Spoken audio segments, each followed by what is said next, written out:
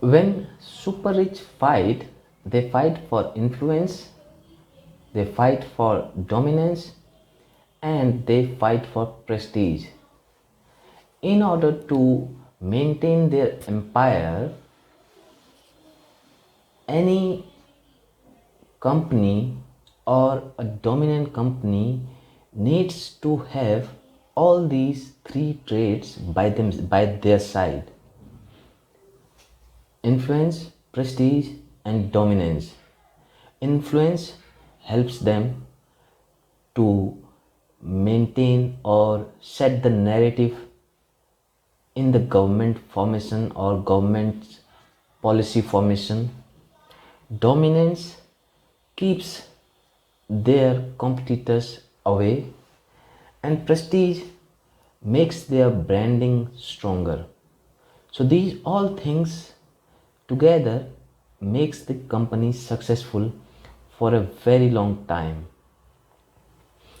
And when two of the world's richest people fight, they are going to fight intentionally because they have abundance of resources. Therefore, they will explore all the avenues to fight the battle till the last count.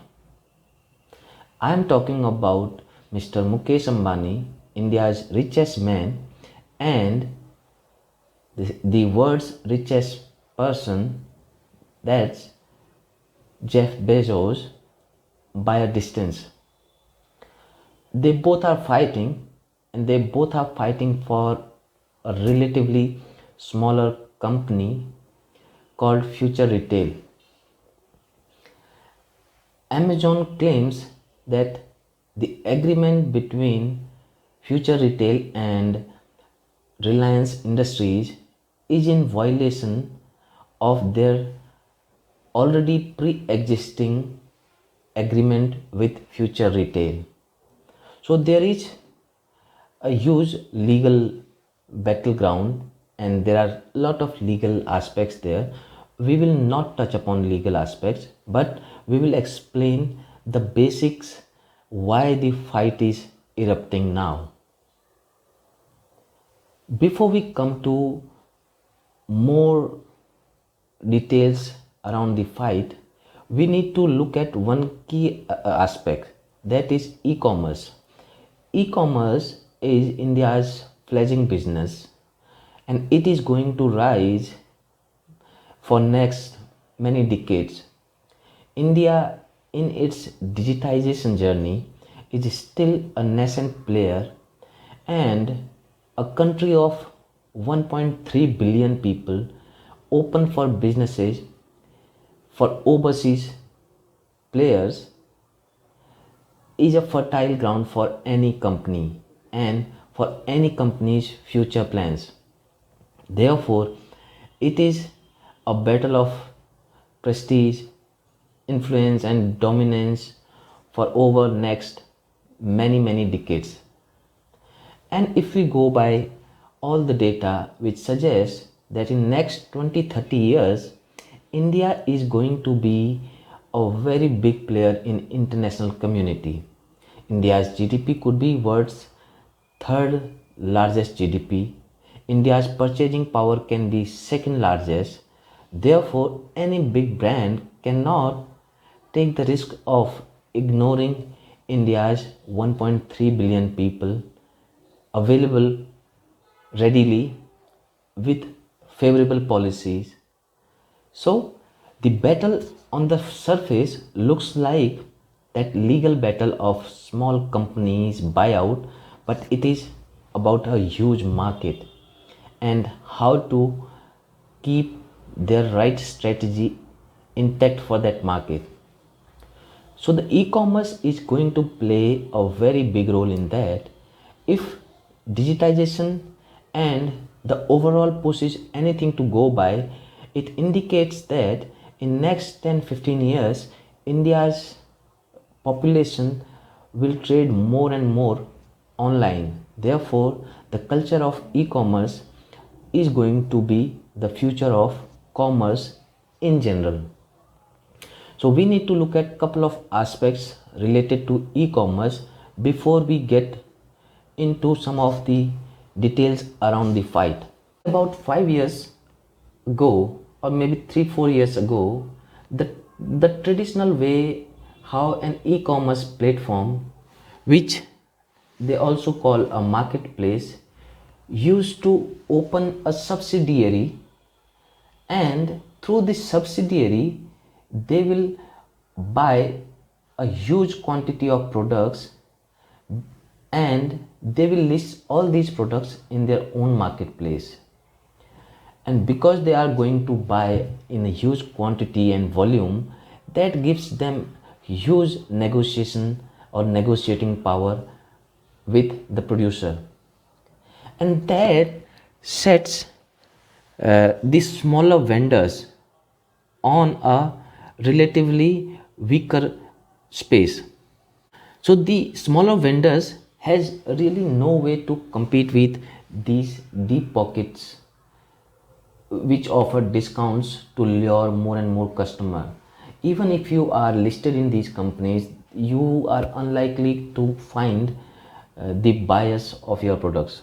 And slowly, to cement this place further, their place further, these e-commerce companies or the marketplace started having independent contracts or independent partnerships with popular major Indian brands.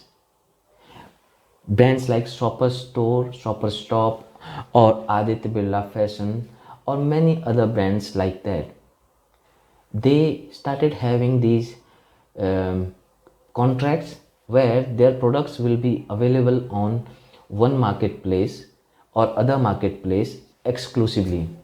In 2018, the government noticed the culture and realized that if this is not discouraged instantly, this sets a very wrong precedent for all the companies, and there is a danger of unfair practices also, because in the name of marketplace you really control the buyer's choice, the products, the discount, everything the marketplace sets.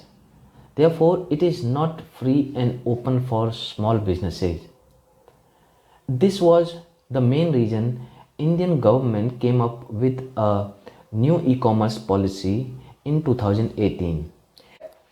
With that e-commerce policy, it was not possible for these subsidiary companies to list the product in their own marketplace.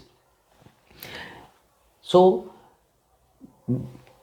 in principle, the e-commerce policy says if you have stake in your own inventory subsidiary or a stake in your partnerships, you cannot sell these products on your marketplace.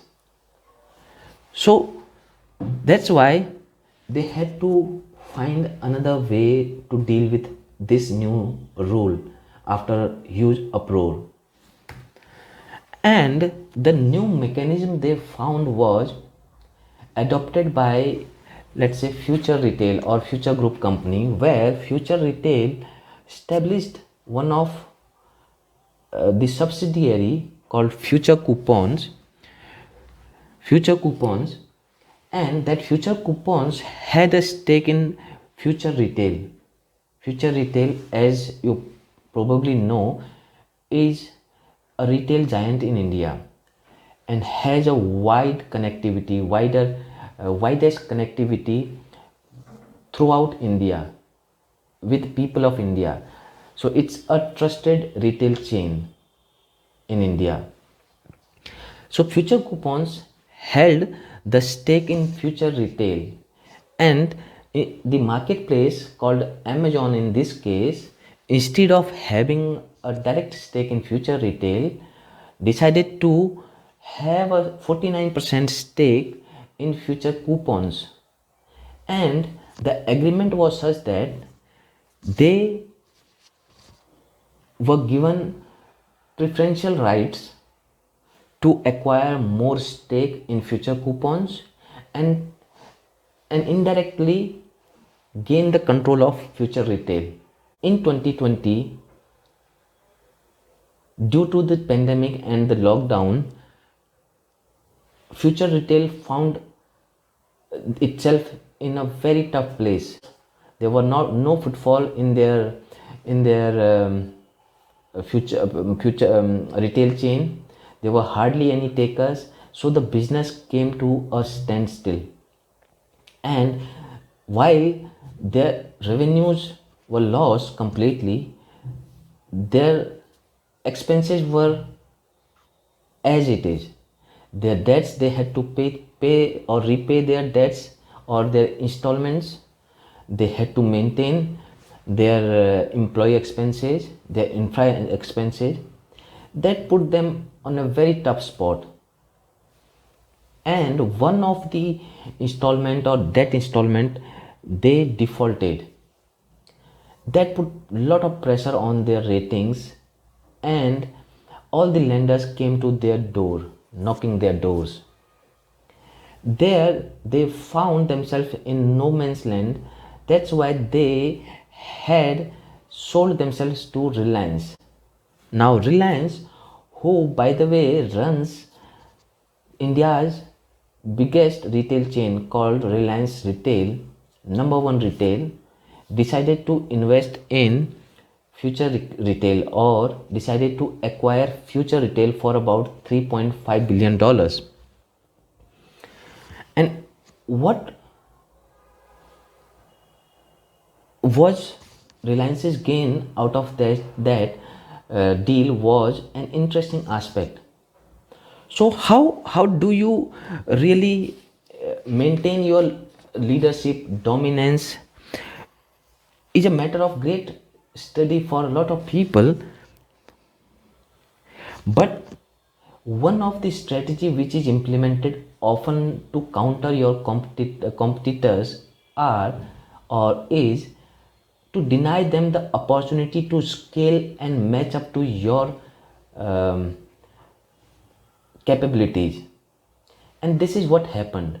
Reliance apparently denied Amazon a quick expansion which could have led them to match up to Reliance's capability in terms of point of presence nearest to the customer centers or customers across India. So with an investment of 3.5 billion, Mukesh Ambani really fired the salvo at Amazon.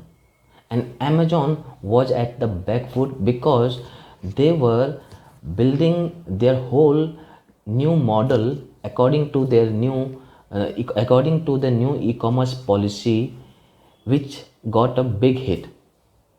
Therefore, now it's a matter of great difficulty or a challenge for them to really let it go.